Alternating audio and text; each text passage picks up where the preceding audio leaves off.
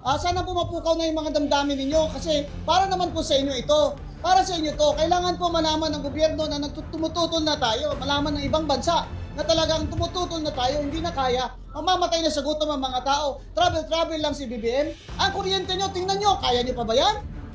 Kung kaya nyo pa yung bigas na ganyang kamahal, yung kuryente nyo, kaya nyo pa ba yan? Sana po mapukaw na yung mga damdamin ninyo kasi para naman po sa inyo ito. Para sa inyo to, kailangan. Bakit po tayo nakikisa sa People's Indignation Rally? Last week, nandito din ako eh. Ngayon, nandito na naman ako.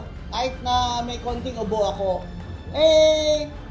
Dapat ho, tayong mga Pilipino, lalo na yung mga maralita, magkipag-isa na po kayo sa pagprotesta sa gobyerno. Kasi hindi na po talaga kaya. Tingnan nyo yung Meralco bills nyo. Abay, lahat ng sweldo nyo napupunta lang sa pagbabayad ng kuryente nyo. Yung gobyerno, hindi man lang nag-intervene para sa atin. Anong ginagawa ni BBM? Ba't hindi niya patawag yung Energy Regulatory Commission na yan? Ano laki ng mga sweldo nila? Ay, ang chairman dyan, ang sweldo ay parang Chief Justice. Bakit hindi nila tayo pinoprotektahan? Yan ba ang gusto nyo? 2 taon pa, ganito pa rin nangyayari sa atin. 1.5 million, walang trabaho.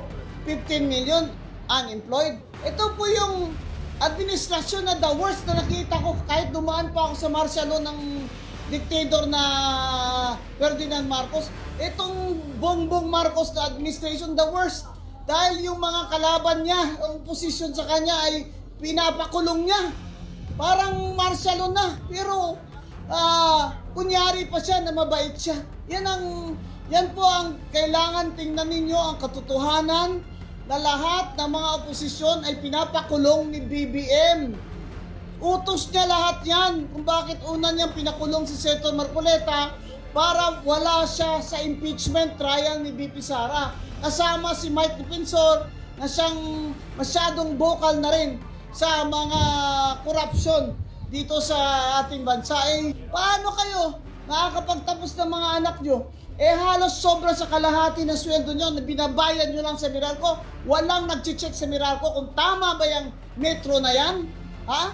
Tama ba yung metro nila? Sabihin nila sa atin, ganito ang bill natin, wala na tayong magawa, babayad na lang tayo. Kung hindi, puputulan nila tayo.